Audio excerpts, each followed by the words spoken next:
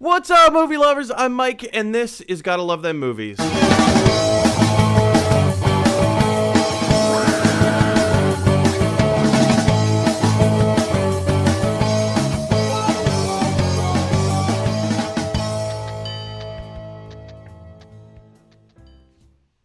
Oh, ladies and gentlemen, it is so good to have you back on this beautiful Tuesday afternoon. Depending on where you're watching this, it's either evening, afternoon, midday, morning. It could be any time of the day. This is a global show. We're going live. You know the deal. If you've seen us before, you know exactly what's going on. This is Gotta Love Them Movies, the live stream talk show where we just sit around and talk about all kinds of movies and movie news and stuff going on in the world and all that lovely, lovely, lovely stuff. And here to join me talking about all things movies and movie news and all the news that's been dropping recently is a very good friend of mine. Please put your hands together in a virtual format. Please welcome Natalie Kaz. Hey, Mike. Hello, everyone. Woo! Woo! Natalie. Oh, we have Willow and Xander back there making some little kerfuffle. Yes, we do. Natalie, can you please tell our viewing audience what makes you qualified to sit around and chit-chat movies and nerd stuff with us all day? Well, as you know, I'm a lifelong nerd and a lifelong person with opinions, specifically about movies and TV and comics and all kinds of types of media. I'm a film director, so I love to talk about what I'm passionate about.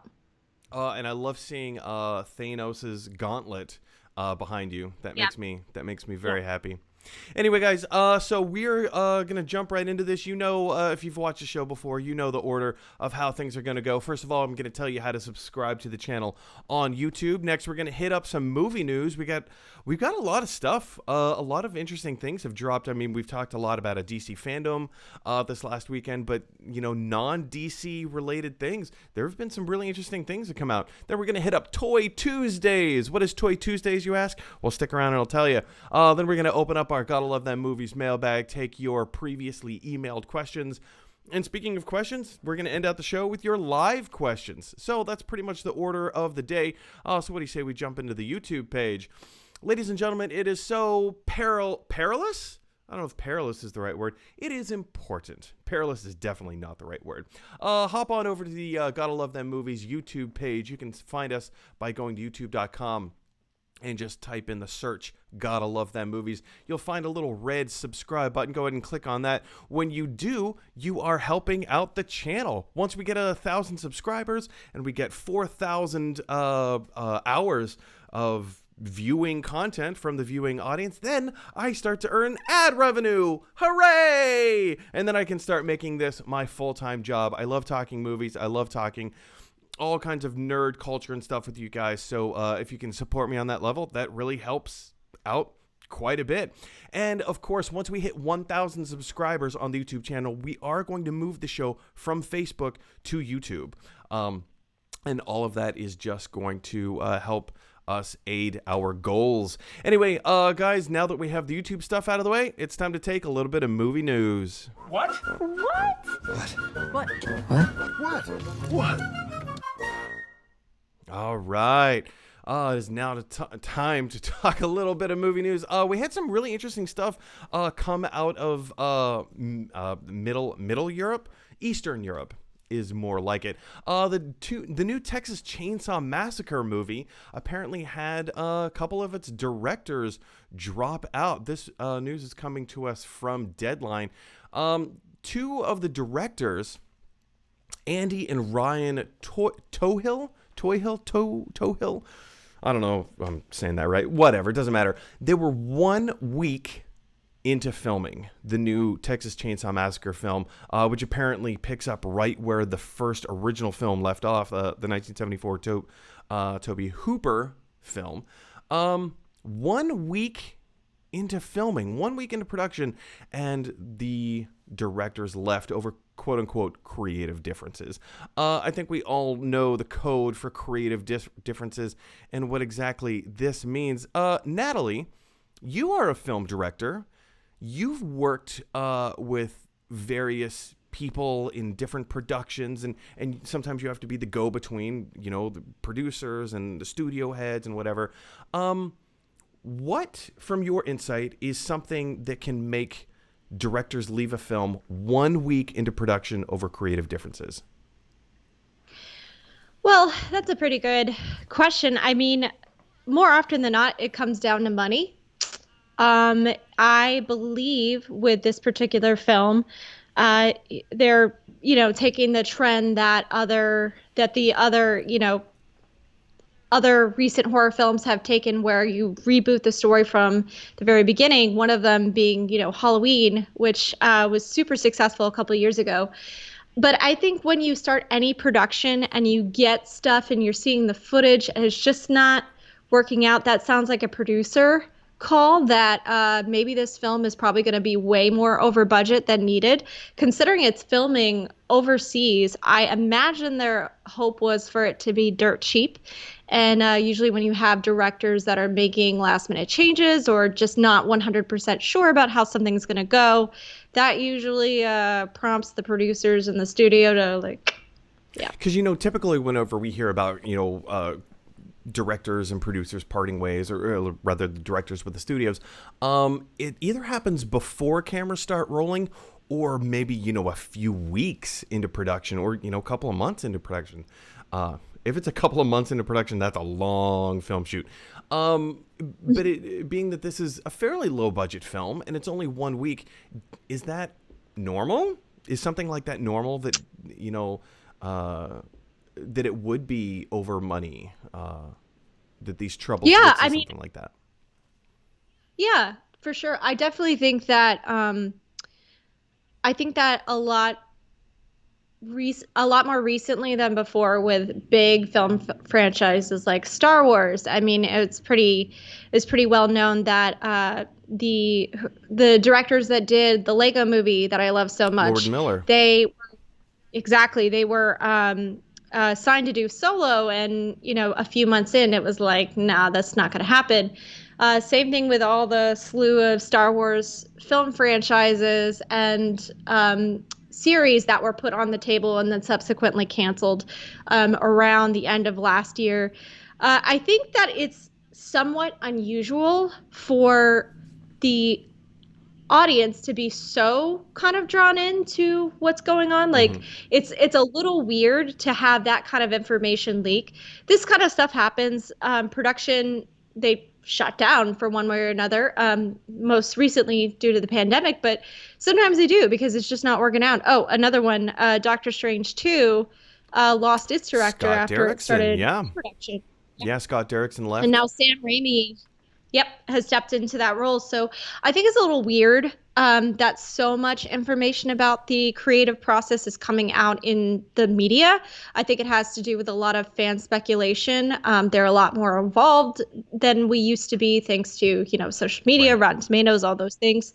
So now we've gotten in this habit of nitpicking every single little scrap of news that comes out. But more often than not, these things do happen. It sucks when obviously you get to production and you have a changeover.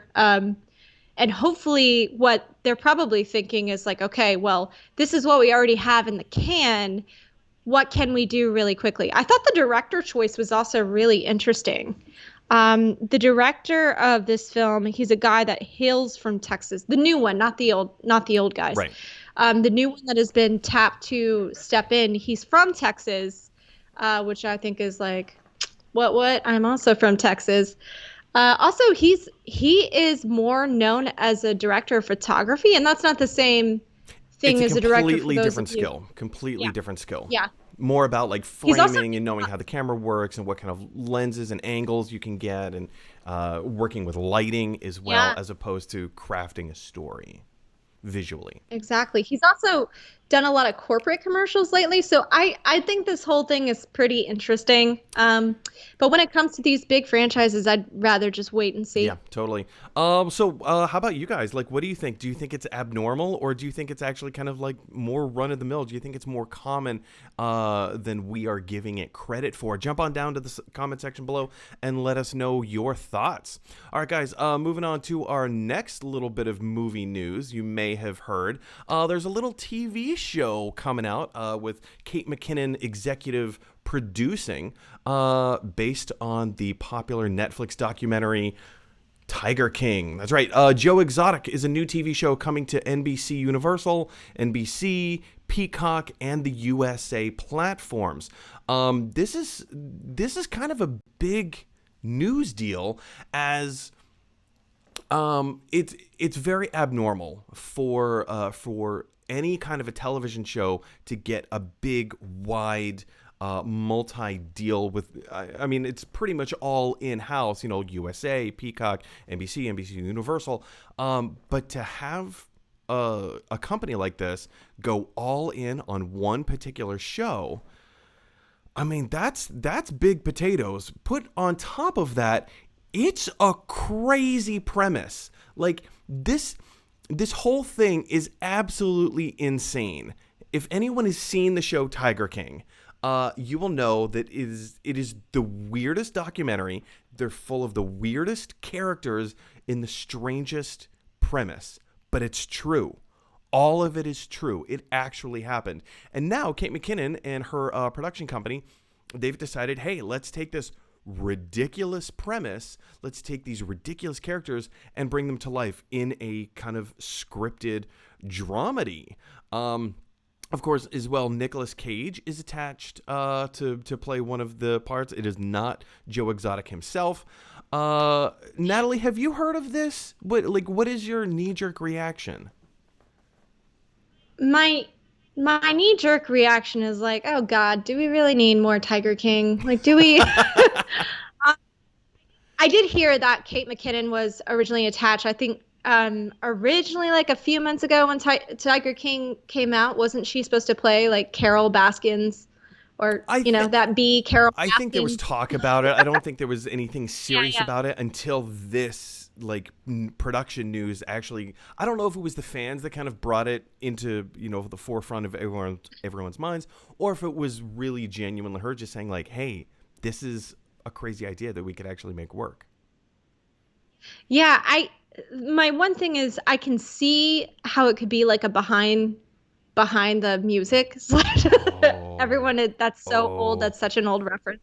It's more like a behind the scenes, like this is what happened outside of the documentary. But really, I don't know. The documentary is terrible, but also hilariously terrible. And I don't know how you can really top it with a dramedy. I'm not really sure. Yeah, I mean, I look at this and I keep going back to the same well, which is I don't think this is a great idea.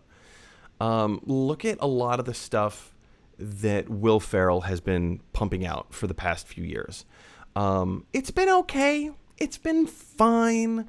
I don't have any real problems with it, but it's also not Anchorman. It's also not like Night at the Roxbury. It's not like cutting edge comedy. It's nothing that, what you're getting. Adam Sandler comedies, okay, you know what you're getting. That's fine.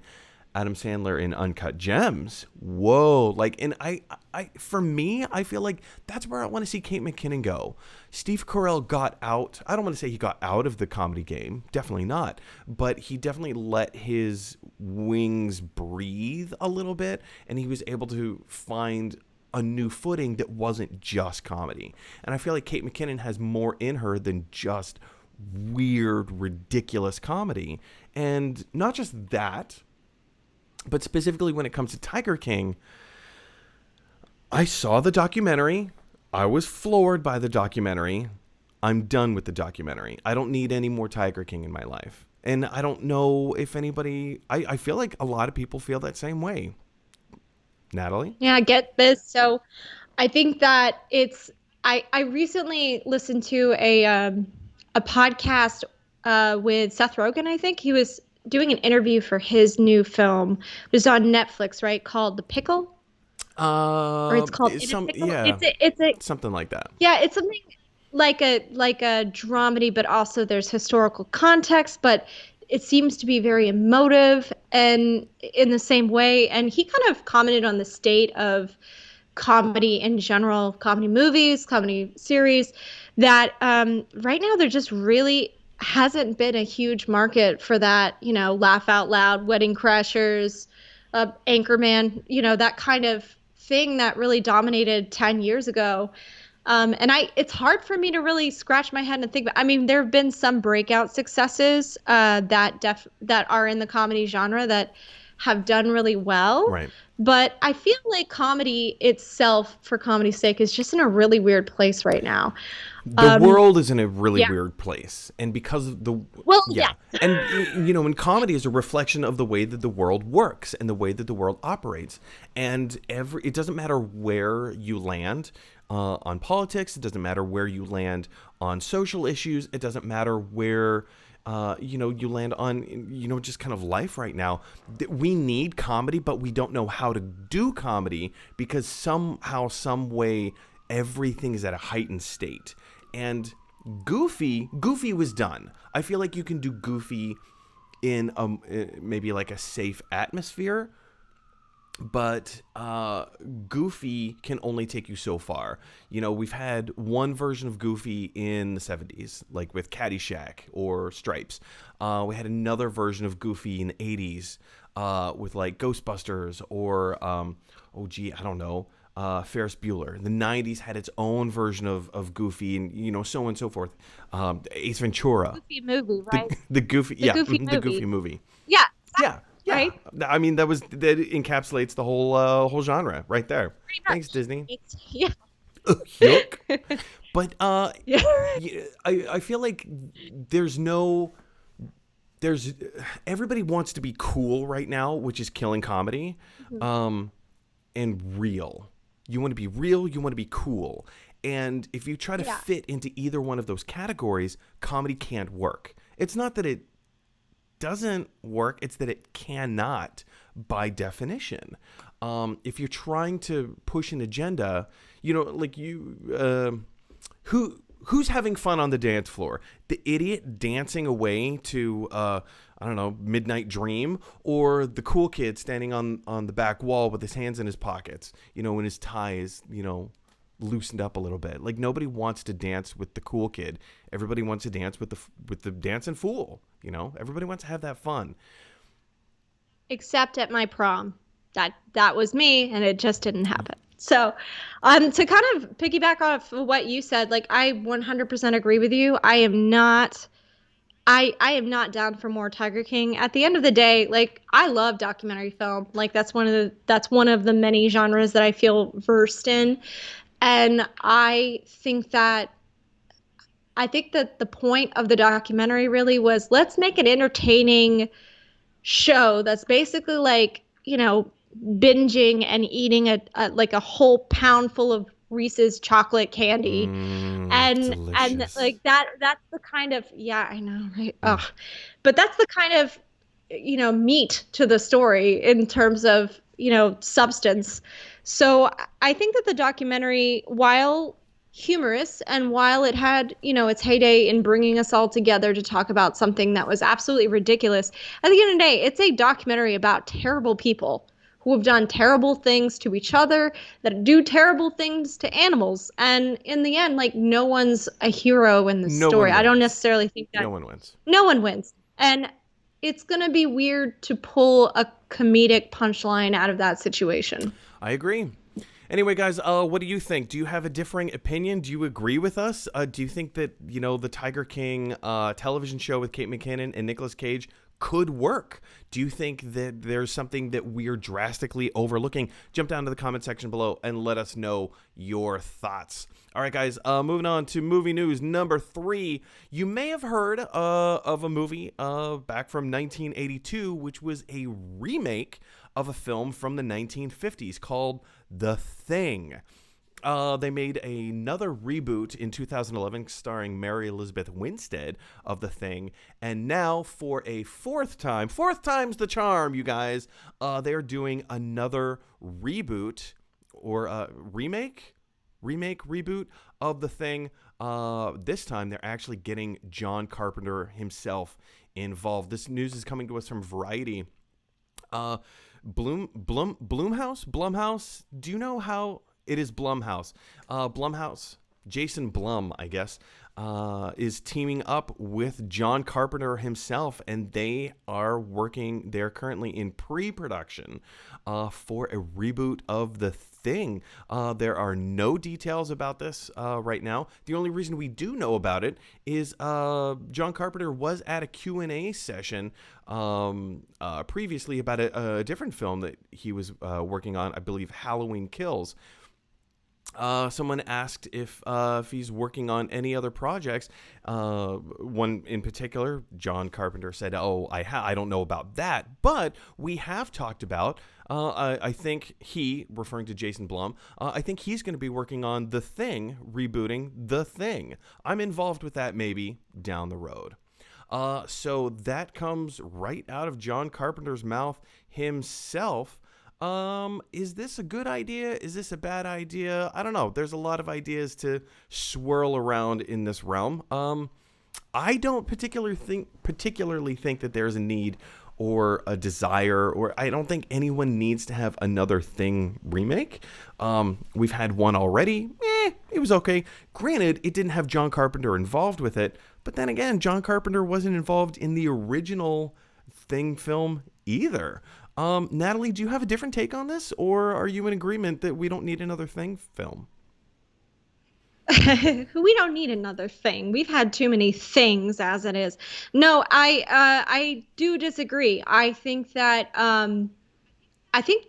this is the time. John Carpenter, by the way, like I was referencing him a little bit earlier with the Halloween series. Halloween was kind of the thing, and I'm talking about 1976. I believe it came out in 1975. 82.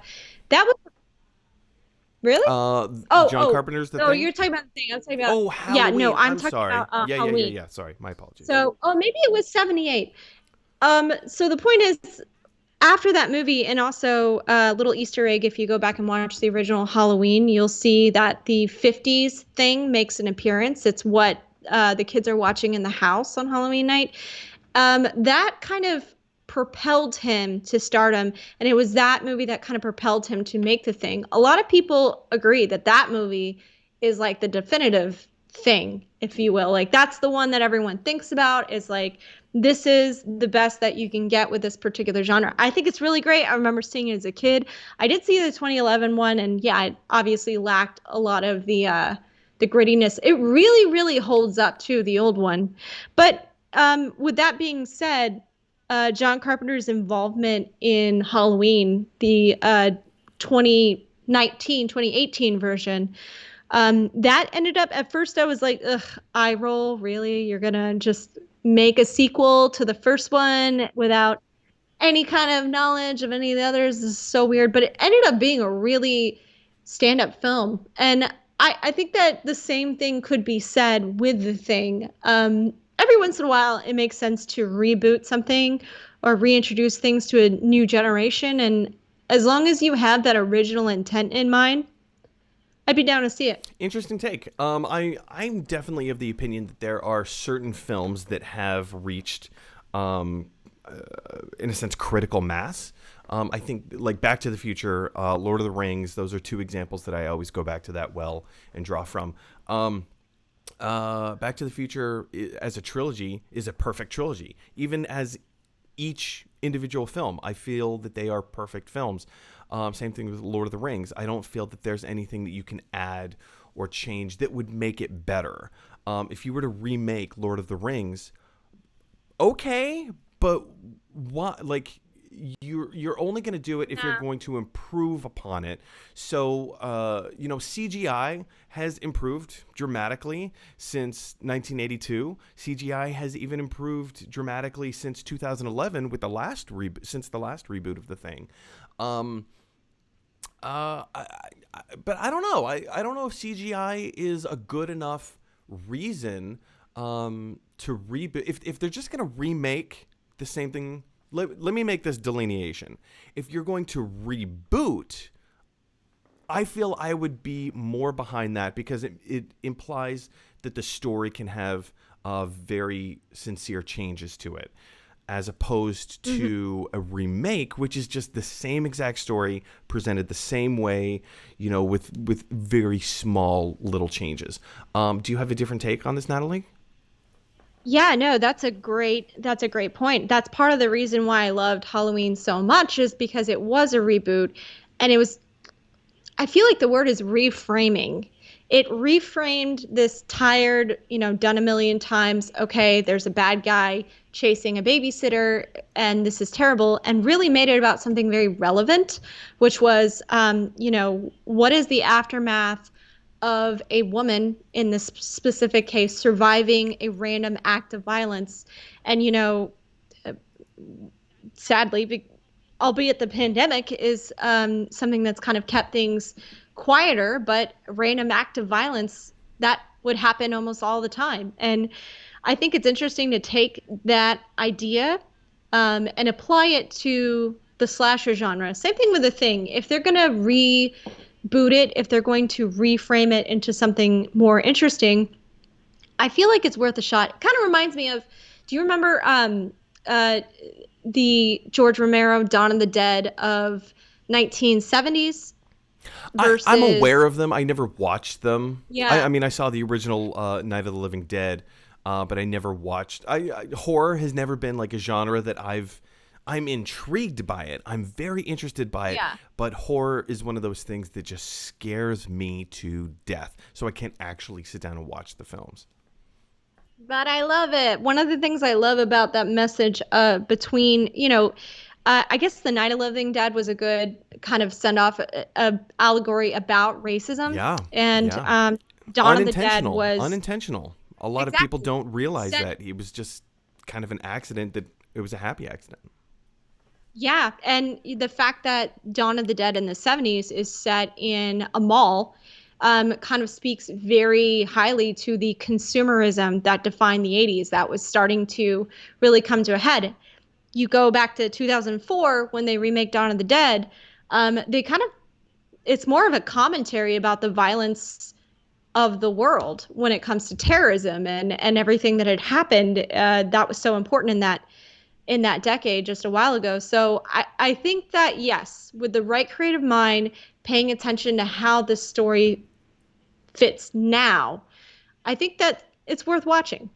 Question is, guys, what do you think about the reboot or the remake? I mean, because they haven't been that specific as to which type of a version this is going to be. Are you looking forward to it? Do you think it's a bad idea? Do you think that they should find something else to invest their time, money, and creative talents into? Jump on down to the comment section below and let us know your thoughts. All right, we have one last bit of movie news. It dropped this morning. In fact, Natalie, you were the one that texted me this little bit of news, and I was like, oh, I'm planning on talking about it during the show. I'm actually really looking forward to this.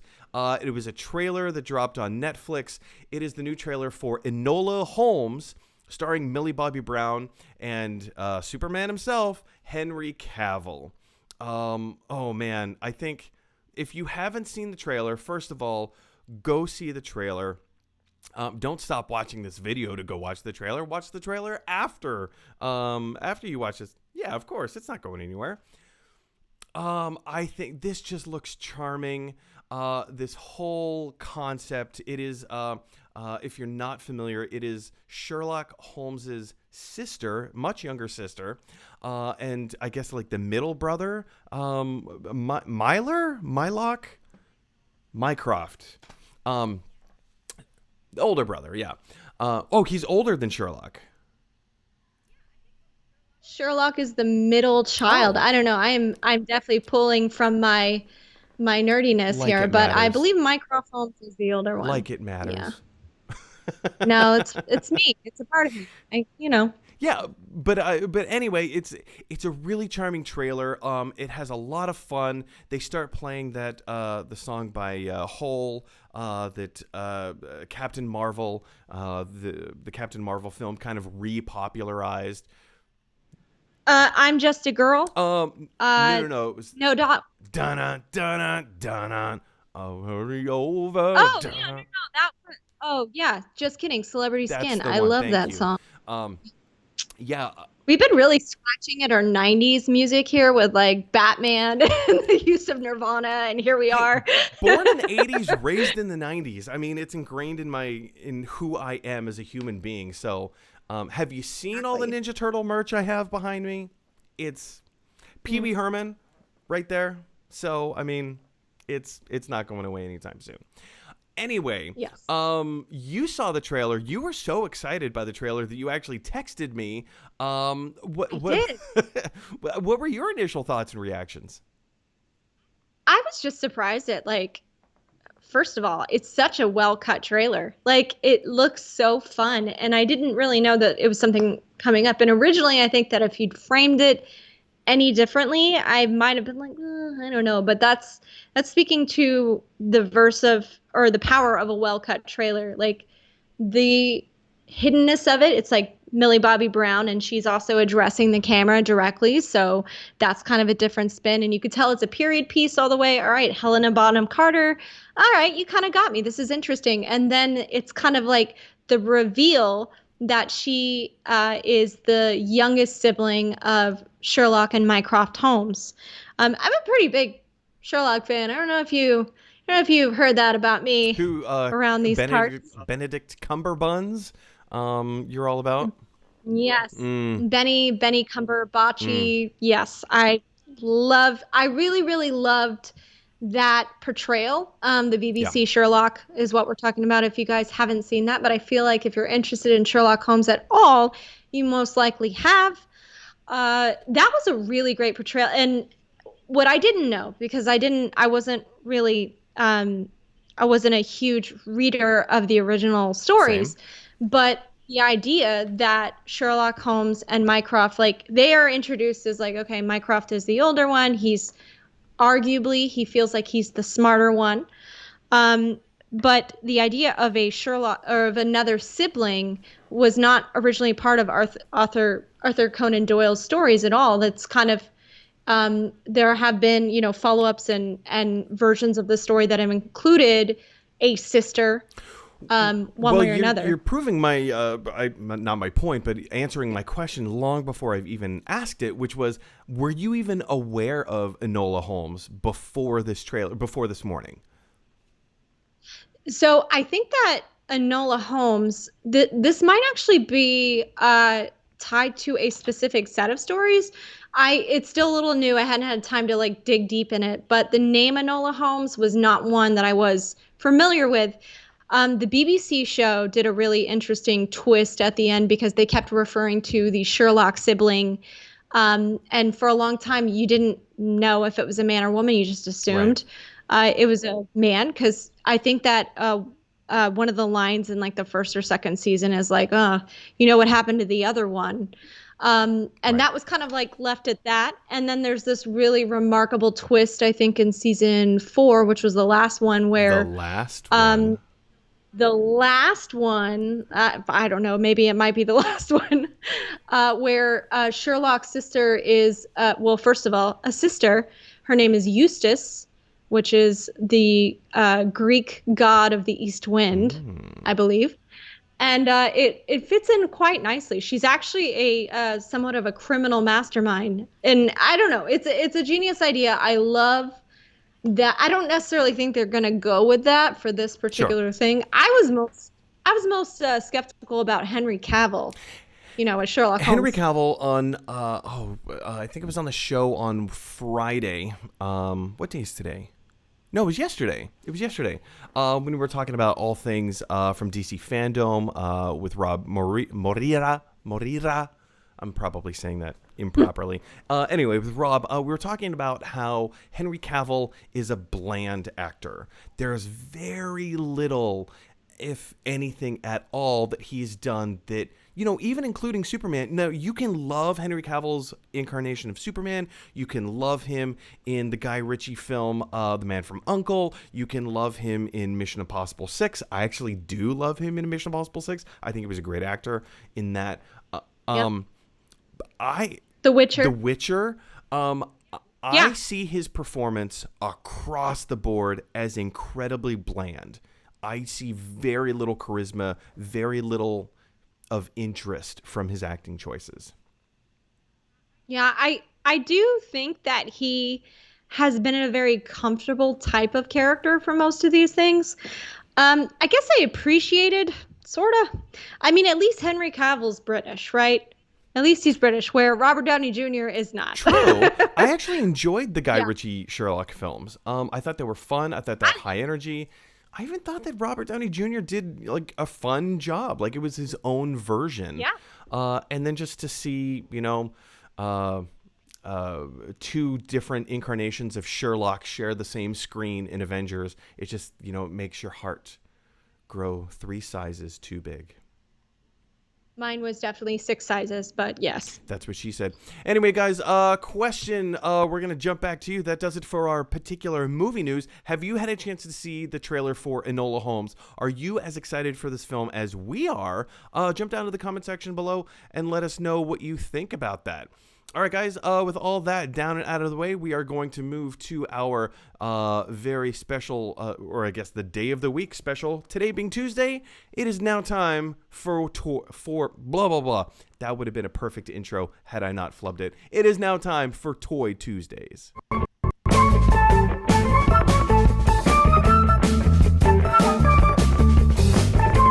right, Toy Tuesdays. It's Tuesday. We're gonna have some more toys on Toy Tuesday. Now, you guys, if this is the first time that you're watching the show, if this is the first time you hear Gotta Love Them Movies, you've got to know a little bit of information. What is Toy Tuesdays? Well, I'm sure glad that you asked that question. Toy Tuesdays is a free toy giveaway from my personal collection. You may have noticed I have quite a large collection of toys behind me, and I would like to continue collecting toys. The problem is that I only have a finite amount of space here in my studio. So what I'm going to do is we're going to start giving away one piece of my toy collection every week, and there is no expense whatsoever to the winner. But in order to be qualify for a winner, you have to adhere to the following conditions. Number 1, you must be a subscriber to the Gotta Love Them Movies YouTube channel. Pretty easy, at no cost to you. Number 2, you must like and share this video on social media. Also, very easy. I mean, you're watching it right now. Why don't you just click that like button and then share it? Make it easy. And then number 3, jump down to the comment section below and write the words Toy Tuesdays. That way I know that you want to be considered to be in the running to win one of these delectable collectibles. But Mike, I can't watch this movie live. I'm working during the day. No problem. We have that problem solved for you. This video is going up on YouTube. You may be watching it live here on Facebook. It will live on the interwebs for the rest of existence, people. So for this week, whenever you happen to watch this video, jump down to the comment section below, type the words Toy Tuesdays. I will be monitoring the comment section of these videos, whether it's on Facebook or whether it's on YouTube. I will be monitoring just to make sure that you put the words Toy Tuesdays. And if I see that you have written Toy Tuesdays, I will go ahead and verify that you have subscribed, you have liked, and you have shared. That's it. Easy peasy lemon breezy. So with all that down and out of the way, it is now time, before I introduce the new toy for Toy Tuesdays, first we have to say all week we've had Jeff Goldblum, the Grandmaster from Thor Ragnarok, join us all week. He has been such a good sport. He has lived here on the shelf, just hanging out. Can I put him right there? Can you see him right there in the corner? There you go. He has been such a good sport, helping us out here at Gotta Love Them Movies, bringing so much love and creativity and positivity to everyone on the film fan community. But it is time for George Goldblum, the Grandmaster from Thor Ragnarok, to say bye-bye forever and go to his new home. Well, who is the recipient? Oh, there's Natalie. Where did I put this? There it is. Who is this week's winner? Sorry about that. I'm just scrolling through all the tiles. I was actually thinking about how terrifying that Jeff Goldblum is. It looks like he could be the Joker. I don't know who designed this, but it could be the Joker. You mean like who designed it could be the Joker, or Jeff Goldblum himself as this toy collectible could be the Joker? I think that toy collectible should be in the new Joker for sure. That should be the Joker. Oh, it's going to be stop motion. We're going to do it. I would watch that movie till no end. I loved the new Joker movie. I loved it. But I think Jeff Goldblum as Grandmaster, as the Joker, would be even better. Yeah, please cosplay that. Okay, I can do that. Anyway, you guys, you want to know who this week's winner is? Well, do a little drum roll for me, please. This week's winner of the Jeff Goldblum Grandmaster Thor Ragnarok collectible is Mr. Matthew Wiles. Huge round of applause to you, sir, Mr. Matthew Wiles. Matthew, if you are watching this live, please get in contact with me ASAP so I can send the Grandmaster off to you. I believe you live just outside of Leeds in England, in northern England. So yeah, we need some get a little time to get that to you ASAP. So please, like I said, reach out to me and we'll make sure we get your contact information and all that stuff figured out. I'm very excited to get that to you. But that was last week's toy. Ladies and gentlemen, I am very pleased to present to you this week's toy. In order to do this, I have to take off my own glasses, which now means that I can't see anything. This is the Teenage Mutant Ninja Turtles blue bandana Leonardo sunglasses exclusive. I believe this was a New York Comic-Con 2015 exclusive. I can't see anything, so I have to put my own glasses back on. This was at one of the booths that the IGN Teenage Mutant Ninja Turtles were premiering. So this is they are real sunglasses. You can wear them. You can set them on your shelf. Natalie, can I throw it to you? Have you ever seen Ninja Turtle sunglasses like this before? No, I'm actually super, super jealous right now. The fact that they came from New York Comic Con 2015 means that they're vintage, in my opinion. So Nowadays. They were also free swag. That's like the greatest part. And also just a note, if your name is Ryan, you are not qualified to participate in the contest in any way. Don't even think about it. Is Ryan there with you now? Is he in the house? Nope, he is not. He is out and about. But I'm just gonna let him know in case this, it happens, and it happens that he watches it. Sometimes he watches things I do. Most of the time he doesn't. But I know that you guys share that kindred spirit of Teenage Mutant Ninja Turtles, which is totally fine. But I just want to remind all people who are named Ryan cannot participate, cannot win this contest. How about all people that are named Ryan Kaz? Yeah, that could work. Because I don't want to exclude other Ryans if there are other Ryans that may want to be considered for the running here. I don't put much stock in other Ryans, but I will say specifically Ryan with the last name Kaz, born in Hammond, Indiana in 1987. You get out of here. You are not eligible to win. That is a very Sorry about specific date. That is a very specific date. Anyway, ladies and gentlemen, if you want to be considered in the running to win this pair of Teenage Mutant Ninja Turtle Leonardo bandana sunglasses, all you have to do, like I said, it's pretty simple. Subscribe to the Gotta Love Them Movies YouTube channel. Like and share this video on social media, and jump down to the comments section below wherever you happen to be watching this video and write the words Toy Tuesdays. That's all you have to do. It's pretty simple. And that is Toy Tuesdays. Now it is time to move on and take our Gotta Love Them Movies email bag.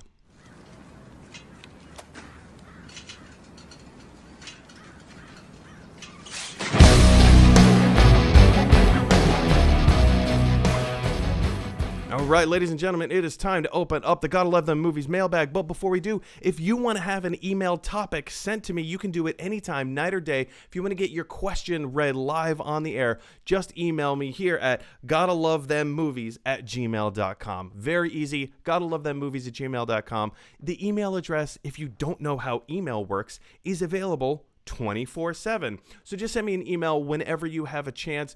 Whenever a question pops into your brain, just go ahead and email that. And chances are very likely, because not a lot of people email this show. I know, right? Very email, but it was blocked. I couldn't get through. There's so many emails. How does he sort through them all? There's a very good chance we'll get your question read live on the air. So Natalie, what do you say we go ahead and take email number 1? Mail goal. And this email comes to us from Ashley, all the way from San Diego. Ashley says, do you think streaming movies and paying a premium is the future of the movie industry? I half expect the big movie house guns like AMC to push their own streaming service. They already have something called AMC On Demand. This is a really interesting question because the more I talk with various people about movies and all kinds of stuff, this is a question that keeps coming back. So many people keep asking me this question about, like, is streaming the new, like, obviously it's the new medium for film and television, but do you think that streaming is ever going to replace film in like theaters and cinema and stuff like that? My short answer is no. I don't think that it will. There's too much writing on the money to be made. If streaming and maybe even paying like a little premium, I know on Disney Plus, when Mulan comes out, they're going to have a premium service charge of $30 if you want to watch Mulan before it comes out, like, officially for mass viewing. I don't think it will. I don't think that people are going to want to pay that premium on a regular basis. Like, I'm willing to pay that $30 premium right now because, movie theaters are shut down. So I don't mind paying $30 to watch Mulan. In fact, I'm planning on doing it. But the average viewing audience, I mean, there's other friends of mine whom I've had this conversation with ad nauseum. They didn't realize that they had to pay a $30 premium to watch Mulan on Disney Plus. They just thought, oh, hey, it's coming out on Disney Plus. Yeah, but you have to pay $30 to see it. Well, that's terrible. And I don't even get to own it. I'm like, well, you'd be paying $20 to see it in theaters. So why not pay an extra $10 and you can watch it as much as you want for 3 months? Actually, for longer than that. As soon as they release it officially on Disney Plus streaming, then you can watch it whenever you want, however you want. Or even on VOD. But people don't see that $30 premium as being an equivalent answer to like a $20 movie ticket. And so I created this little graphic that I call the movie life cycle. This explains a little bit deeper why I don't think the future of cinema is going to be streaming, even with AMC On Demand. First and foremost, studios make the majority of their box office, or they make the majority of their money from the box office, which comes from movie theaters. Take that to the next level down. The movie theaters only make money from their concession sales. Yes, they make a little bit of money off of ticket sales, but the majority of ticket sales go straight back to the studios. Now, VOD retailers, and this includes AMC On Demand, VOD retailers still pay the studios a percentage of their sales or rentals, and that's a large percentage. So, every movie has its own contract set up between the studio and the theater. So let's say Avengers Endgame, biggest movie ever. Everybody knew it was going to be the biggest movie ever. So they can negotiate. Movie theaters can, give a lot more leeway when they know audiences are going to come out and see the movie. So studios, in that regard, got like 90% of the box office. And the movie theaters only kept like 10% of the box office. Now let's go to another movie, like The Lobster. I don't know why The Lobster is popping into my brain, but it is. The Lobster with Colin Farrell. Not a very big movie, not a wide release, not a movie that was going to get mass audiences interested. A film like that, a smaller kind of indie art house film, maybe the theater might keep upwards of 45% of the box office and the studio gets 55%. The studios need to make sure that they are going to get enough money off of this movie, whether it be ticket sales or whether it be concession sales, to make it worth their while. And the last point, movies don't make as much money on VOD than they do in theaters. They just don't. It's not to saying that they can't, they just don't. Historically, people, case in point, again, the numbers are going to be rolling in. Today's the 25th. Bill and Ted Face the Music comes out on VOD in 3 days. And oh boy, we are going to be talking about it because you can't stop me. I am so excited for this movie. Anyway, when Bill and Ted Face the Music comes out on VOD, it is not going to make anywhere near as much money as what it could in the theater. If I had to guess, I'm just going to pick a random number and say Bill and Ted Face the Music is probably going to make somewhere in the ballpark of $35 million from VOD. A lot of that comes from individuals are not going to be buying individual movie tickets. If you have a party of 5, if you get 5 of your friends together and say, hey, we're all Bill and Ted fans, let's go see the new Bill and Ted movie. That's, if you're paying $20 a movie ticket, that's $100 in ticket sales, as opposed to just buying it on VOD for $20. And then those same 5 people can come over to your house. Of course, everybody's wearing a mask and being safe. Now it's only $20 of revenue coming in as opposed to $100 going into the movie theaters. So going back to the movie life cycle, this is not a sustainable business model unless something drastically changes in the next 10 years. I think at least for 10 years, 15, probably 20, if not forever, I really don't see streaming or paying a premium on VOD is going to be a viable option. I don't know, Natalie, is there something that I'm overlooking? Is there something that I'm not seeing? Do you disagree with me? What are your thoughts and points on streaming VOD? I mean, I think I agree for the overarching idea that there is something about like watching Avengers Endgame in a giant theater with lots and lots and lots of, people, and also high def sound and, the giant IMAX screen. There is something about that, your home viewing experience is just not going to be able to cover. That being said, I also think that there's certain markets where it works fine. Like, I would be fine having the option to see a horror movie in the comfort of my home where I can actually be scared instead of like in a theater where someone is probably going to be talking behind me. I think it's worth that. And in a COVID world, seeing a horror movie, you're going to be scared psychologically and also scared COVIDly. Exactly, yeah. I think the biggest benefit, though, of the VOD model is going to be parents with kids. Because things like one of the first movies to come out, I think, was Trolls World Tour. That was probably going to make somewhat of a killing at the box office, considering how popular the first one was with that age demographic, and the fact that it had to shift was also a really interesting litmus test. I think they were projecting somewhere around like $400 million for that film. Yeah, I think that at a certain age, though, so if you're looking at that, that toddler to 6-year-old age, or if you're a family with multiple kids of different ages, but you've got one that's in that, younger area, parents are looking for ways to either distract or entertain their kids for a while, especially, I think, during this time. So I think that even when COVID is behind us, I think that there will still be a market for parents that would appreciate watching a new movie in the comfort of their home, even for a premium price, even though it will be, honestly, less money towards the studio. No, I totally agree with you in that regard. In terms of money making, it's just not a viable option as a sustainable singular income entity. To your point, yes, it makes so much more sense to have parents and families kind of like invest in a Trolls World Tour, or I don't know, what are some of the other animated films or children's based films coming in. Mulan actually is kind of a perfect example as well. And in that regard, it makes so much more sense economically for the family to do it.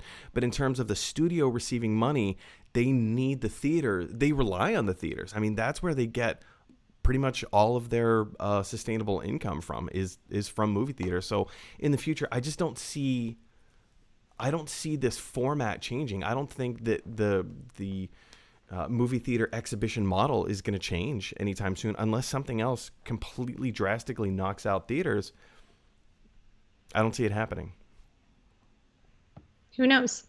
Anyway, guys, what do you think? Is there something that we're completely missing here? Have you thought of something that we haven't, or are you in agreement? Like, is there, I don't know, is there something else? Jump on down to the comment section below and let us know your thoughts. All right, let's move on and take email question number 2. And email question number 2 comes from Katie here in New York City. How you doing, Katie? Thanks for joining us. She says, "Hey, Mike. So how are theater companies like AMC and Regal dealing with opening their doors again, even though the pandemic is far from over? Thanks." Well, thank you, Katie. Yeah, this is kind of an issue that everybody is talking about and worried about right now. I know it's something that I have given extreme thought and caution to. But if I can, many of you know that my alternate job is working on an airplane for a major airline. For a period of about 4 months, I just stayed at home. I didn't do anything. They didn't need me to go to work, so I just stayed at home and I was on call all day, waiting for the phone to ring. And for 4 months, phone didn't ring. But when the phone rang and I eventually went back to work and I started working again on airplanes, there's nothing I can do about it. I have to go to work. I was a little cautious. I was a little nervous. I'm the kind of person, I'm a huge germaphobe. I'm extremely cautious as to everything that I touch. I carry a little vial of spray. It's a spray bottle full of pure alcohol, like that 99% industrial grade stuff. And I carry that with me and I just sanitize my hands and, I wipe everything down, Clorox wipes, the whole 9 yards. So I'm very, very aware and conscientious. Conscientious? Is that the word I'm looking for? I think so. I'm very conscientious of my surroundings and the things that I touch and all that stuff. Anyway, all that is to say, when the movie theaters open back up, or actually they have opened back up in some areas, not in New York City, not in LA, but in, Natalie, are the theaters open in DC yet? So I don't think they're open in DC. There's not a plan on the table that I saw. Same thing in Maryland, but they are open in Virginia. Oh, great. Well, let's all take a road trip and go to Virginia and watch some movies. One of the things that I am super hyper aware of is social distance. Not necessarily in this order. Let's go in order. Wear your mask, wash your hands or sanitize your hands, social distance. If we do all 3 of those things, and they're so easy. Oh my gosh, you guys, it's so easy. Wear your mask, wash your hands, social distance. It's not that hard. But for some reasons, people out there just, refuse. They straight up refuse. If you can't do all 3 of those things, then at least wear your mask and wash your hands. If you can't wash your hands, wear your mask. That is the main protector of this virus. If we all wore our masks consistently and properly for a month, this whole thing would go away. But because we live in a world where you can't tell other people what to do, the virus continues. Anyway, because we are talking about movies and everything, let me bring up AMC's webpage real quick. Now, these are some of the cleaning procedures that AMC is letting their fans and patrons know of. This is what they plan to do. Not just what they plan to do. This is what they are doing to try and keep movie theaters safe. A lot of this I straight up agree with. First and foremost, they are taking enhanced cleaning procedures. Now, AMC Theaters is joining with the Clorox company to ensure that, this is a new program. They're going to sanitize and, clean, like deep clean everything as often as possible. So first of all, they're taking enhanced cleaning procedures. All the common areas and high touch points will be routinely disinfected throughout the day, which means in between each movie, every auditorium, people are coming in to sweep up the popcorn, but they've got those little Clorox wipes. They're wiping all the chairs down, all the handles, where the cup holders are, anywhere that your hands are going to be, anywhere that your body, your arms are touching, everything. They're wiping everything down. In addition to that, they've also upgraded all of their HVAC filters to this MERV 13 thing. And I did a little bit of looking into like what exactly is this MERV 13 HEPA filter, blah blah blah blah blah. It's one of those filters that specializes in the trapping of bacteria and viruses in the air. So that's That's a big thing of what they're doing as well. Let me go back to this webpage here. Of course, social distancing standards, that's something that's a policy of AMC, but if you've been out in the world, you understand that people just don't follow social distancing guidelines, which is so aggravating. They have a simplified menu.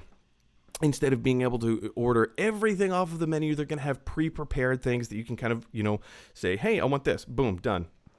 There you go. You're not going to be able to refill your drink or like have unlimited refills on your drink as you once were able to do. This is to cut down on cross-contamination and germs and stuff like that. They're also reducing their auditorium capacities. Phase 1, which we're currently in phase 1 right now, they're only filling their theaters up to a 30% seating capacity. Phase 2, we don't know when phase 2 will start, but fairly soon. They're going to up it to 40% seating capacity. Phase 3 is 50% capacity.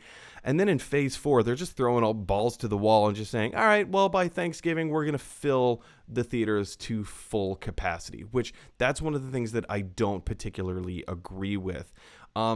I like the social distancing. I like that it's mandatory to wear your masks. They've got hand sanitizer stations all throughout the theaters.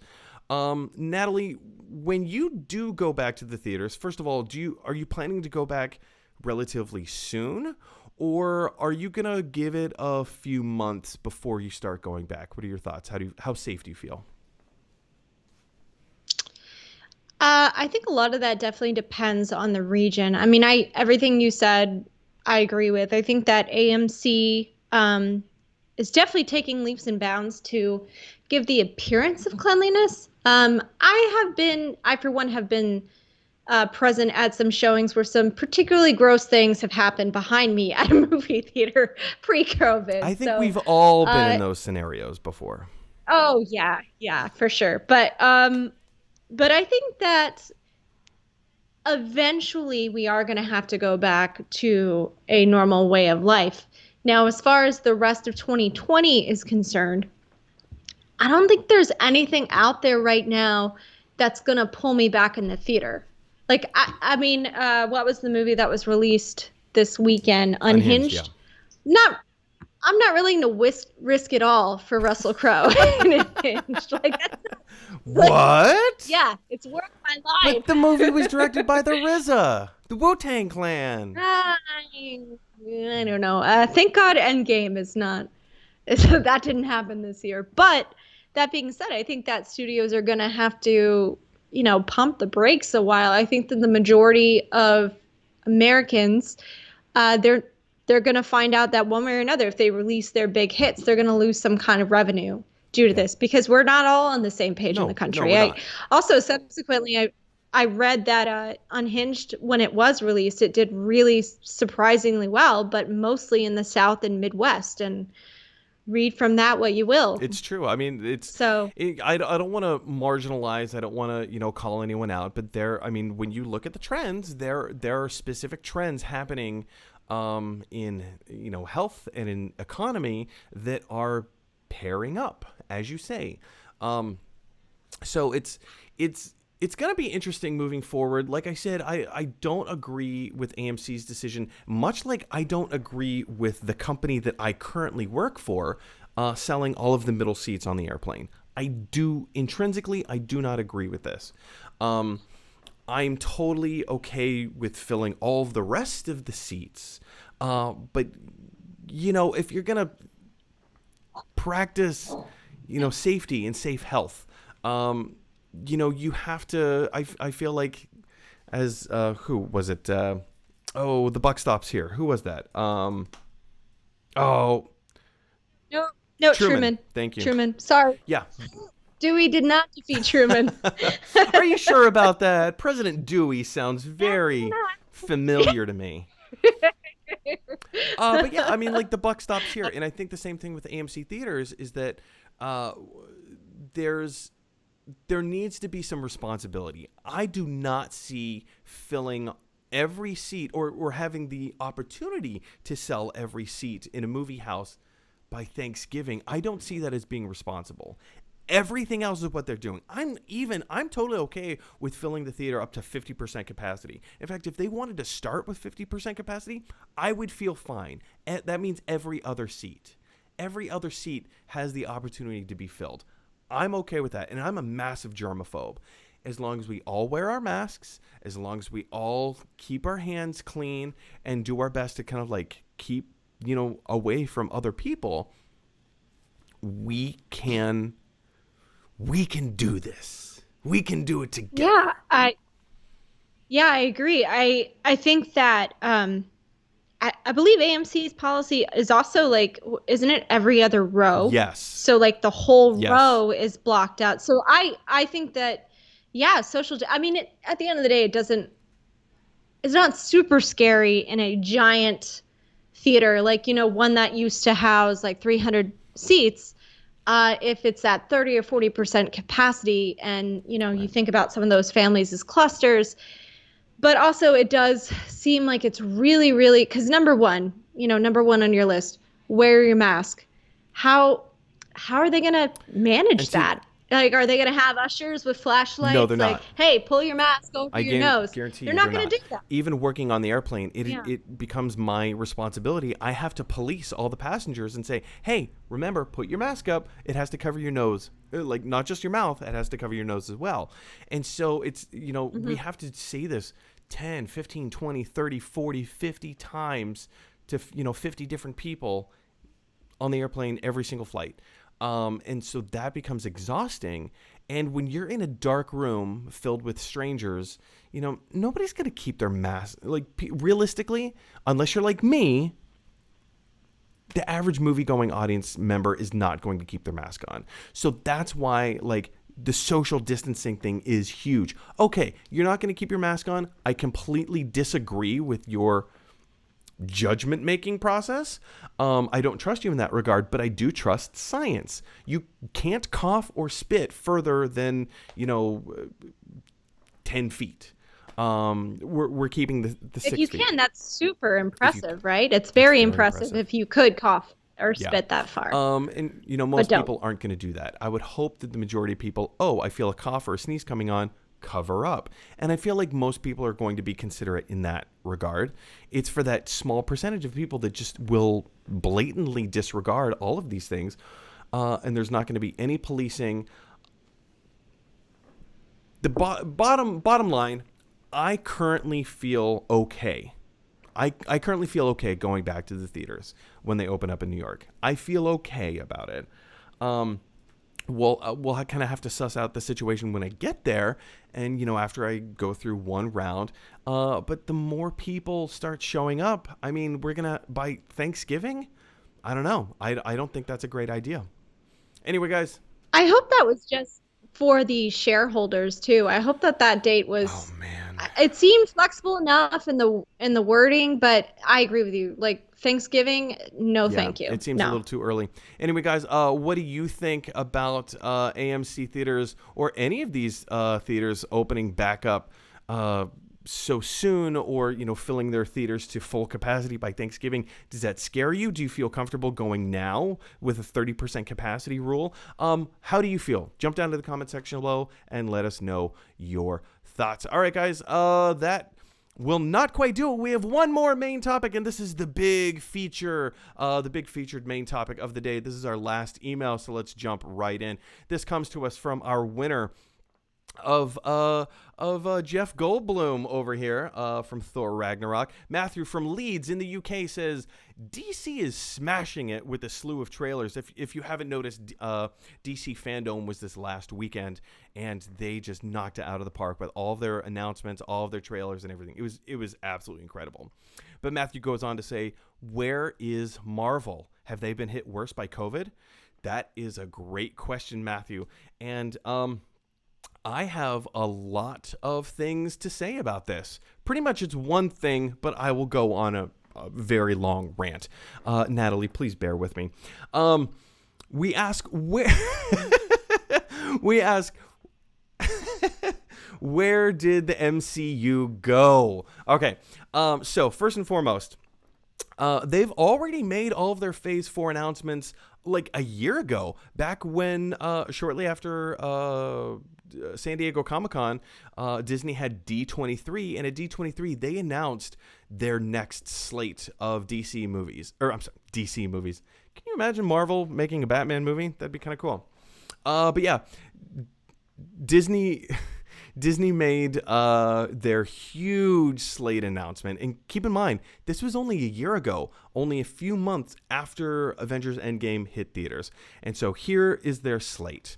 They announced the Black Widow movie. No, if you remember, a year ago, right after Avengers Endgame came out, there was no announcement. We knew that, Spider-Man Far From Home was coming out, but that was it.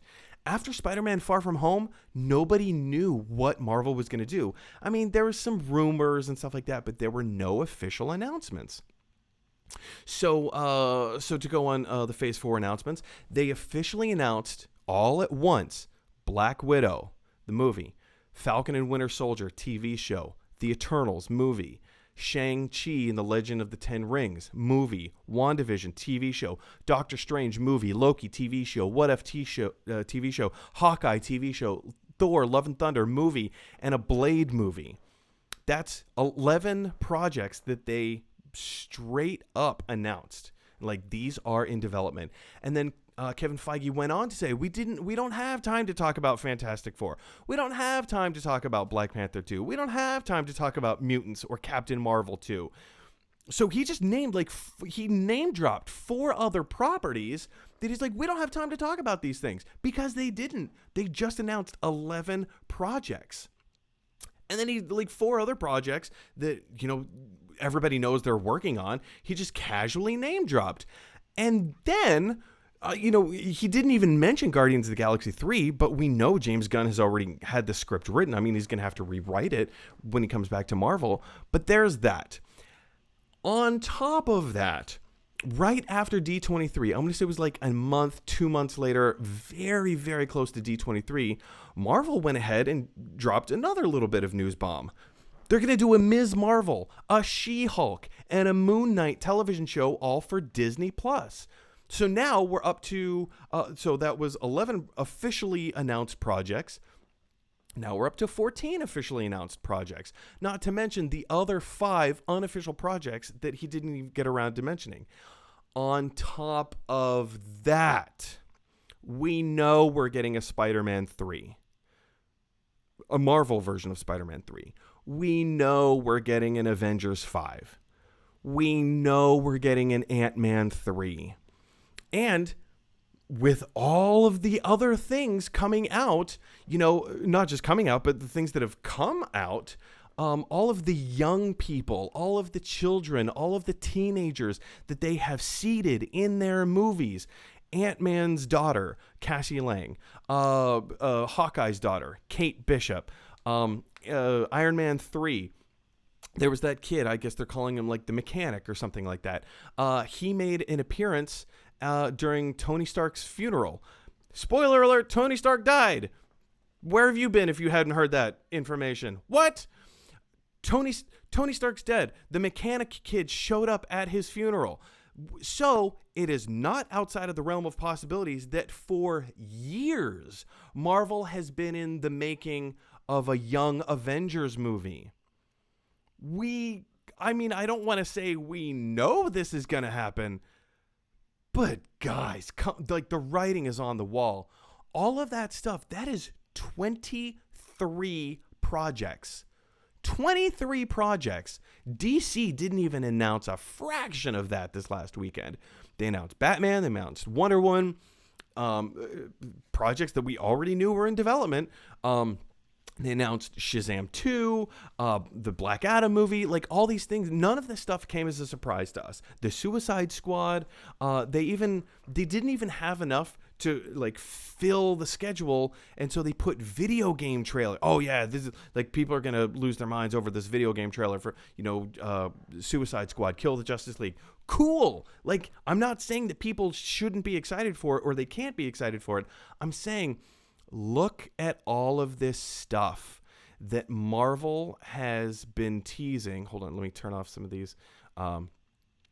things. They have been teasing this stuff. Not just teasing, they've come straight out and announced, this is what we're working on. And this has only been in the past year. So they have 23 projects that they're currently working on. They're in production. They're in pre-production. Some of them are in post-production. Some of the projects were supposed to come out already. So have they been affected by COVID? A little, yeah. I mean, what hasn't been affected by COVID? But whoa, they have got their work cut out for them. They are busy. They don't need to be making any more announcements anytime soon. They have enough on their plate. So, which leads me to the next bullet point. Their projects have all been put on hold. Like, yeah, I mean, obviously, thanks to COVID, projects have been put on hold. Some because of pre-production, some post-production, some main production. All of their plans got pushed back. Bullet point number 3, Marvel and DC aren't in direct competition with each other. You know, contrary to popular opinion, Marvel and DC aren't, you know, battling for screen time with each other. It actually works so much better if Marvel is successful, it helps DC. And if DC is successful, it helps Marvel because it helps continue to build that genre. Like, if all of the Marvel movies have been bad across the board, A, we wouldn't be getting more Marvel movies, and B, you know, that also hurts DC. If people look at this superhero comic book genre stuff and say, oh, that Iron Man was awful. Oh, those Avengers are so bad. Why did they do that? They're going to look at a Justice League movie and say the same thing. You can't put all of your characters into one film together and make it work. That would be their argument. So if Marvel is successful, DC gets to benefit from it, and vice versa. So they're not in direct competition with each other. I mean, yeah, the studios, Warner Brother and Disney, they're, but that's capitalism. Like, competition makes for good work, right? And the last bullet point, fan MCU fatigue, ? We just a year ago finished this Infinity Gauntlet storyline. I guess Natalie, what are they calling it? The Infinity Saga? Is that the Infinity Saga? Yeah. So they just finished the Infinity Saga. We have been on this journey with them for quite some time. As a fan, I feel like I need a pause. I feel like I need a little bit of break from the MCU. And that's why I'm excited for a lot of the DC stuff coming out. It's a completely different flavor. It's still superhero. It's still comic book genre and all that stuff. But I kind of need a break. I kind of need some time to push the reset button on my love for Marvel. I will always love the Infinity Saga movies. I will always love them. They're fantastic. Growing up through this whole process of following their journey with them, I never thought that we would get to this point. Nobody did, but here we are, and it's been an incredible journey. Now I need a breather. I need a minute. So yeah, the MCU, Marvel, they don't need to be making any grand announcements anytime soon. Natalie, let's kick it over to you. Do you have a different take on this? Do you have a different opinion? Do you share my thoughts? Like where are you at right now?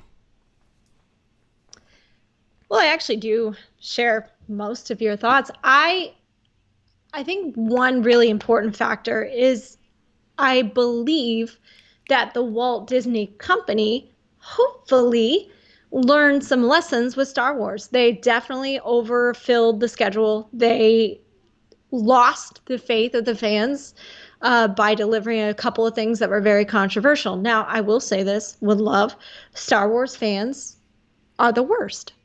They might be the worst. But I think they have a point in expecting, like, okay, how about quality versus quantity? And I thought about this in terms of, the new movies on the slate. They say that Doctor Strange 2 is meant to be more horror movie-like, and that's why Sam Raimi seems like a really good fit with that. And the other, like the Eternals, I believe is supposed to be, I think the ringer there is everybody wants to believe it's like Guardians of the Galaxy, but also there seems to be a pretty strong consensus that it won't be exactly like that. And if that's the case, I'm okay with that. I mean, I think that the Infinity Saga is just perfectly wrapped up. The more I think about it, the more I think of Endgame, the more I think of all the movies that came before. I think that that needs to end a style of film that they've kind of perfected. Now, are they going to drop it immediately? No, I don't think so. But we've talked about this before, you and I, Mike. Like, think about Captain Marvel or even Doctor Strange in comparison to the other Marvel movies that were coming out at that time. Honestly, they felt hollow. They felt like Phase One films to me, and that was kind of disappointing. And I keep seeing the MCU in general as this almost like Harry Potter type evolution that's going to happen. Like the audience is going to grow up and the movies do need to evolve, or they are going to be very cookie cutter. And I think that Walt Disney, more than any company right now, understands the tragedy and the risk of appearing to be like mass produced. Nobody wants a mass produced Star Wars. Nobody wants a mass produced, Avengers films. And that's actually a big criticism of the MCU, is that it does feel mass produced. But I think that people have, at least Feige and company, I feel like they've kind of understood that there is a danger of that, and it will tank them financially if they're not careful with it. So, yeah, I mean, it's time for DC to kind of step up. And I know, like, I'm kind of a Marvel person at heart, but I've always liked DC stories. I've always appreciated them. I've been a big Superman and Batman fan for a really long time. And I think that DC has the chops. They have the storylines available, not just in comics, but like in some of their video games even that have come out. I think those are really interesting takes once Warner Brothers breaks away from the mentality of this, we're in competition with Marvel. And I think they did. I think over the last couple of years they finally came to that realization, is that they can't do the same thing. Now, what is there afterwards is kind of different flavors of, well, I don't know how this fits together, but it feels like it doesn't have to. And somehow it kind of does, or it feels like it does sort of fit together in its own DC way. Well, to your point earlier, you said something about the fans needing, like, we kind of see the difference between Marvel and DC, and like, oh, DC did this thing, Marvel, what's going to be your response to that? Or Marvel did this thing, DC, what's going to be your response to that? Somewhere in fandom, I don't know where this started, but it's kind of become ingrained in our society and our culture within fandom.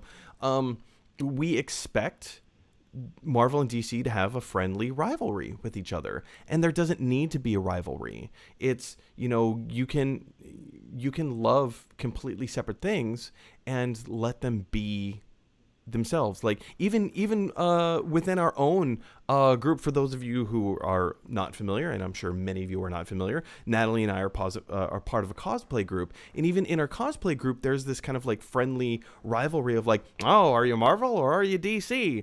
And it's just silly. It's just something that we do amongst ourselves. It doesn't mean anything, but there's this idea that exists. Like, are you going to be a Marvel loyalist, as the term has been coined?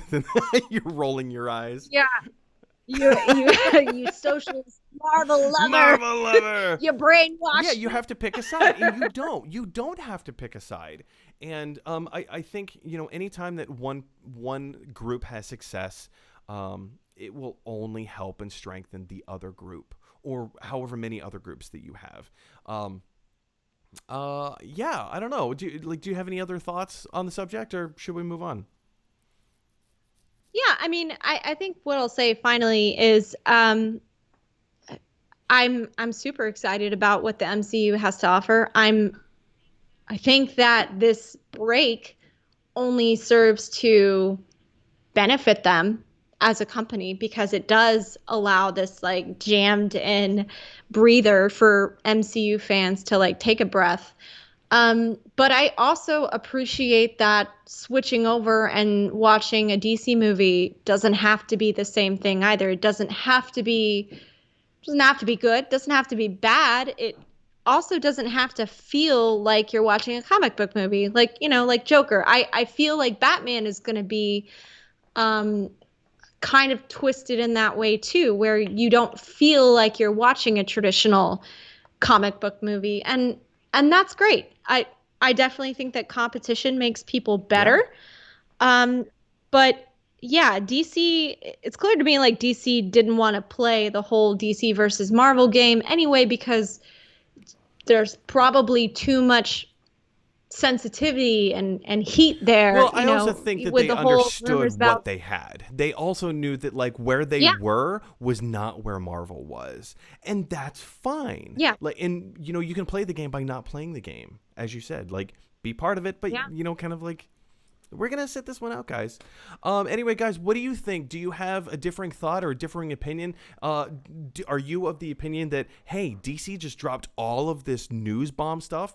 Where's Marvel? Like, they need to be having a direct response to what DC is doing right now. Or are you more in alignment with like, whoa, whoa, whoa, whoa, we need a little MCU break. Give us a minute. Pump the hate brakes, Thanos. Jump on down to the comment section below and let us know your thoughts. All right, guys, moving on to the last portion of the day. We're going to go into your live questions. I have them pulled up, ready to go. So let's jump right into your live questions. Alive! It's alive! It's alive!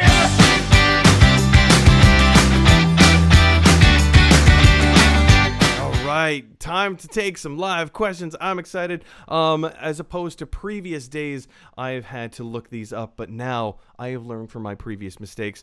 Natalie, I'm just going to put us both side by side so we can talk freely as we talk about these live questions. Matthew Wiles, again, winner of the Jeff Goldblum Thor Ragnarok collectible slash Joker. Slash Joker. Which can, like, if anybody of any clout is watching, can we make this happen, please? I think this would be an excellent idea. So Matthew Weil says, Yep. Reboots. I like them, but also I like all the Transformer films. So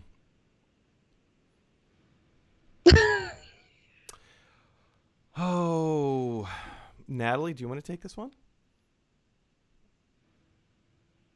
Why don't you start? The only Okay. Transformer film Yeah, I let me like, start. the only one, is Bumblebee. I hate every. In fact, I never even saw the last two, like the Mark Wahlberg ones. I never saw them. They just look so horrendously terrible. No thanks. Yeah. But hey, Okay. I will have 2 cents about Transformers. Yeah, I mean, Bumblebee, that's a pretty good, I guess, example of a reboot of a franchise that is not necessarily handled the right way. However, yeah, it's kind of that's a weird I'm all for connection. rebooting the Transformer series. I mean, and again, that speaks to the subjectivity of film. The other day we were talking about like it's okay to love something that is I'm going to say objectively not good. I think it's safe to say that there are some projects that we can look at and say this is not good. A very specific example of this is my love of Bill and Ted. I love Bill and Ted unapologetically, but they're not good movies. They're not. They're really stupid. The dialogue is so dumb.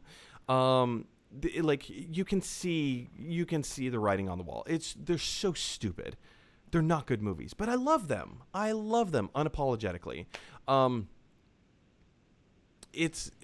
I feel like the Transformers movies kind of fall into that kind of a similar category. I guess a case could be made for the first one, but I don't know. Yeah. Yeah, I mean, to kind of echo that, I know people that are super diehard Transformers fans, and at the time, like, when did the first one come out? 2005. I thought that was a good movie, and I also was excited because I'd seen some of Transformers the animated series, which if you guys haven't seen that, I think it's like the early 2000s one. It's actually really good, storytelling wise, at least, and a good example of the kind of thing that they could do. Now, yeah, the franchise was in the hand of a director that, doesn't care about that Right. kind of thing. Um, but I think that Transformers has the potential to be good. Just like, arguably some people feel that way about X-Men. Like Yeah. Yeah. these X-Men movies were made by people that don't necessarily care what the X-Men Yeah. actually were. So, I'm okay with a reboot again if it's, I don't know. Let's not argue about what the right way is, because that's Oh, going to get us into there's trouble. But and again, the yeah, subjectivity film. There is no right way. It's just a way that, is appealing or enjoyable to you. Matthew Wiles goes on to say, Yeah. finally, my very own Jeff. Woohoo! It is all yours. It is all. I'm so excited. Our very first winner of Jeff Goldblum. And if you're just tuning in, remember, we have a pair of Teenage Mutant Ninja Turtle Leonardo bandana sunglasses up for grabs for Toy Tuesdays. Just jump down to the comment section below and type Toy Tuesdays. Anyway, Matthew Weil says, is cinema dead? If Disney released Black Widow on Disney Plus, they won't. There's too much money to be made with Black Widow. But if they did release it on Disney Plus and made its money back plus profit, then yes, I think so. That will never happen. Because of COVID, people and businesses have to change and adapt. If cinemas don't, they will fall away. I mean, that logic is completely true. I don't think that will happen. I think that is rolling up a snowball and tossing it into a volcano. I genuinely, I don't see that happening. It could happen, but then again, the reboot Ninja Turtles movies could have been good. They weren't, but they could have been. I don't know I mean, it's true. If Disney released Black Widow on Disney Plus and made their money back and then a profit, yeah, of course. It could be, going to, streaming services and having a premium put on top. Yeah, it totally could work. All the theaters would die. But then again, I don't see that happening. I don't. James Barnes said, you should do voiceover work, Mike. Nice, smooth voice. Well, thank you. Oh, that's a very great comment to be made. Actually, thank you very much. That's a wonderful comment. I am actually getting into voiceover work, which is one of the reasons that I've purchased this beautiful microphone that you see before you. More on that later. Keith Foster. is Bucky Barnes? Wait, did Bucky Barnes just compliment your smooth voiceover bars? James Barnes? Bucky? It was Is Captain that you? James Barnes? Yeah. That was his name. That's Bucky Barnes's. It was James? Whatever. Yeah, James Barnes. Yeah, James Buchanan Barnes. Dude, what if you had your own voiceover Disney Plus series? It's just I'm you in a blown closet. away. Like I've been friends with James on Facebook for a couple of years, and I've never put two and two together. That's brilliant. In fact, I'm just gonna raise my camera. I don't know if you guys can see. I have James Buchanan Barnes right there. There he is. Anyway. Nice. And I'm also wearing my Captain America t-shirt, so that fits perfectly. Keith Foster says, flying terrified me. I think he's referring to the safety issues on board airplanes right now concerning COVID. Flying terrified me. Not sure I want to have a panic attack in a movie theater right now. Therein lies the problem of how comfortable, how safe do you feel going back to the movie theaters? And that's for each individual person to make that decision. We kind of hashed that question to death. Real quick, I think that you could have a world that would work, enhancing safety in a movie theater if you play highlights from the movie Contagion right before, instead of trailers, just recap Contagion and remember how terrifying that, And yeah, maybe that's if the we can future. get those scare tactics in that actually work, that actually make people do. I mean, I would not be opposed to having an usher standing on every step, kind of like take it back to the Annie. Do you remember in the movie Annie when they went to the movie theater and there were ushers everywhere with their flashlights? Like, let's bring that back. Yeah. And just flash a flashlight right in somebody's face until they put their mask back on. That would be lovely. Matthew Weil says, it would have been an amazing film that I was worried about spoilers in it to make me go back to the cinema. Not because I'm worried about getting COVID, but because I don't want to wear a mask to watch a film. Not that I disagree with wearing a mask. Not that I disagree with mask wearing. I just don't want to be uncomfortable watching the film. I think you were speaking in generals. It would have to be an amazing film to get me to go back to cinemas. Yeah, I mean, this is the same problem. This is the same issue. A lot of people just don't want to wear their masks. Now, I will say from personal experience, for the days that I do have to work on an airplane and I do go to work, I wear my mask for upwards of 16 hours straight without taking it off. With my glasses, I actually have to glue it to my face underneath my glasses, and I'm not going to take it off just to have to re-glue it back to my face. So I wear my mask some days up to 16 hours. Usually anywhere between 12 and 16 hours is average for me to wear my mask. Which becomes so infuriating to me to have to tell someone to put their mask back on for a 2-hour flight. Come on, guys. 16 versus 2, there's no comparison. Same thing for a movie theater. I've been doing it long enough that I'm I feel comfortable wearing my mask just sitting down watching a movie. I also understand that there's a group of people that disagree with me, that they don't want that uncomfortable experience to undergo a comfortable experience, Natalie, do you have a differing opinion on that? Do you see things differently? No, I mean, I totally hear you. I think that it kind of makes me think about just how filthy movie theaters were before. Like that was pretty common knowledge. Like you don't want to see what's on the ground in a movie theater. No offense to people whose jobs it was to clean movie theaters. It's just like people are animals. Mm-hmm. They are garbage. They throw their stuff on the ground. They don't necessarily take things considerate to their fellow moviegoers. So yeah. And there's no right answer to this dilemma. There's no one way to say, nope, this is the way that is, and you have to. I mean, if you want to go to the theater, yes, you have to wear your mask. But there's no right answer on how you should feel about that. And it's, there are no answers right now. Until we learn more, until a vaccine is created, we will live in a perpetual state of limbo in this regard. So, I mean, there's no cover-all answer that will satisfy everyone.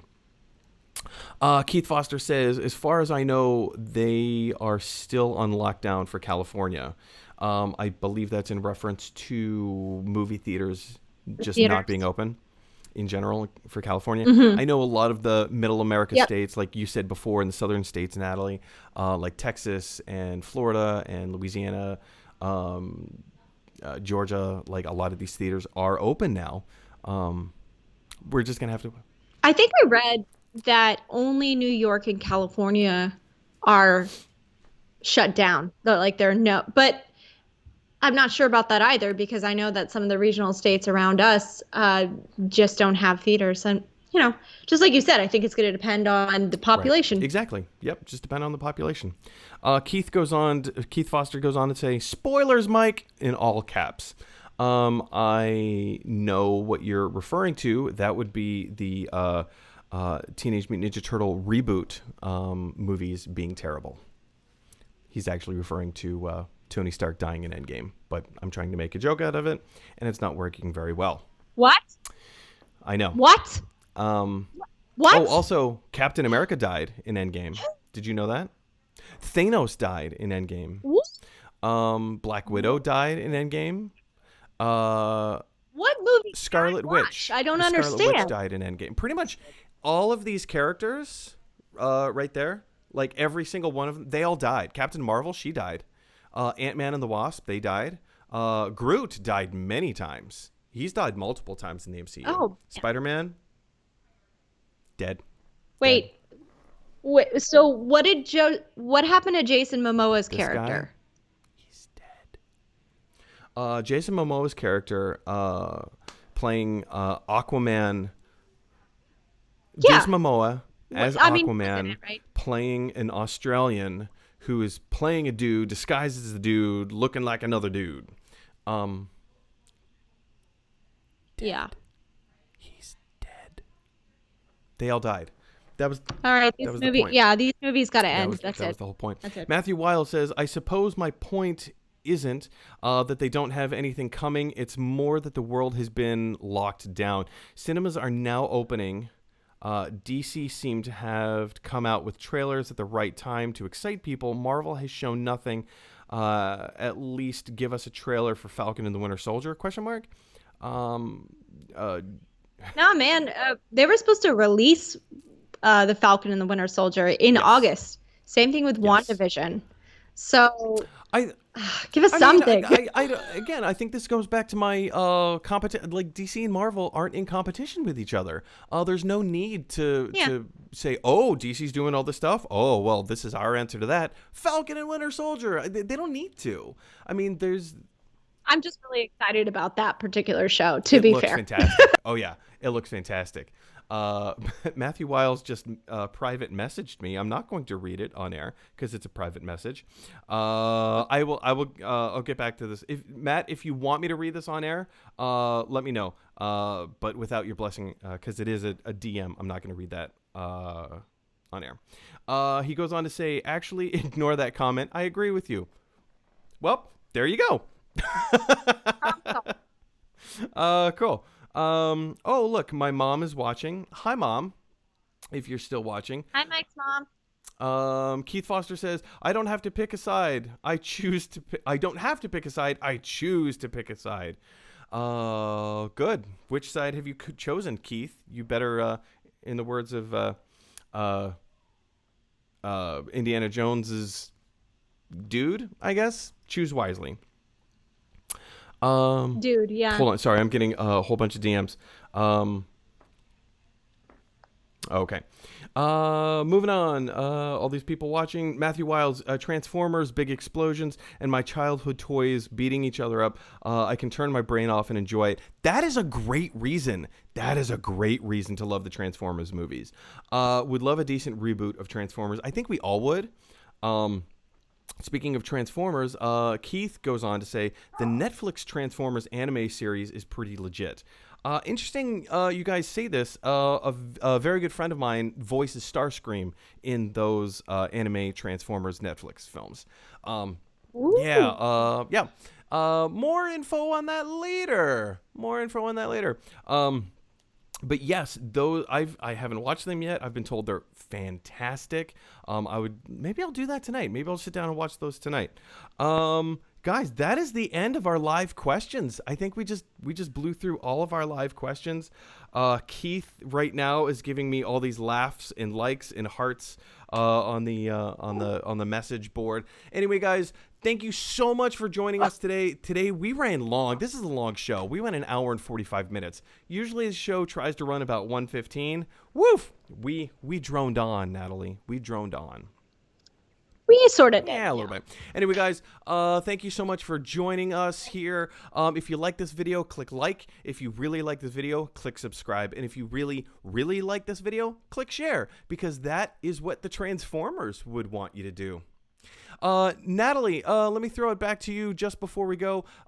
Thank you so much for joining us today. Oh, hey, it's Willow. Where's that Xander? Yeah. I don't know. It's one of... No, it's Willow. This is Willow.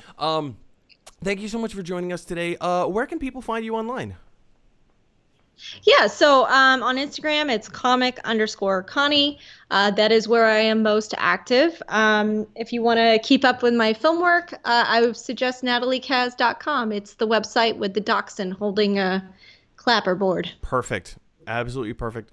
Again, Natalie, thanks so much for joining us. Guys, we are going to get out of here really quick. So please speak kind words to each other. We all live in a weird, crazy world. Everybody has differing opinions of masks. People have differing opinions on politics. Let's try to keep those conversations respectful and please, like I said, use kind words with each other. A little bit of patience goes a long way. Anyway, guys, thank you so much for joining. Thanks for commenting. Thank you for subscribing. Thank you for being part of the film fan community. Anything that we can do to raise your day. Once again, huge congratulations to Matthew Wiles for being our Toy Tuesday recipient. If you want to be a recipient of the Leonardo mask bandana sunglasses, please let me know in the comment section below by saying Toy Tuesdays. Anyway, guys, that's it for me. I've been Mike Brown. I will see you tomorrow.